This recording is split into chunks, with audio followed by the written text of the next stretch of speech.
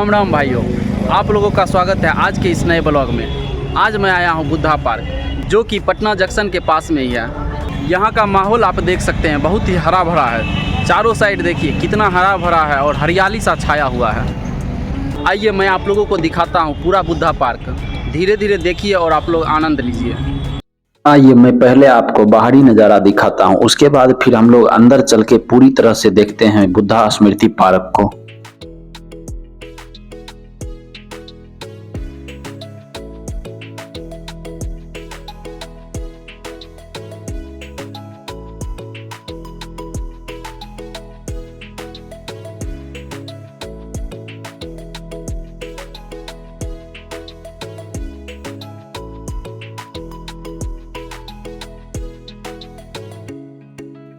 यह पार्क 22 एकड़ जमीन पर 125 करोड़ रुपया की लागत से बना उद्यान है।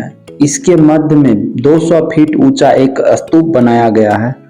इसमें 6 देशों से लाए गए बुद्ध अस्थि अवशेष की मंजूषाएं रखी गई हैं। 27 मई 2010 को बुद्ध पूर्णिमा के दिन तिब्बतियों के धर्मगुरु दलाई लामा ने इसे जनता को समर्पित किया। उन्होंने इस स्तूप को पाटलिपुत्र करुणा स्तूप का नाम दिया।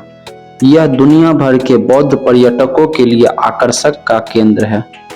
यहाँ पर बौद्ध धर्म के लोग बहुत दूर दूर से घूमने के लिए आते हैं।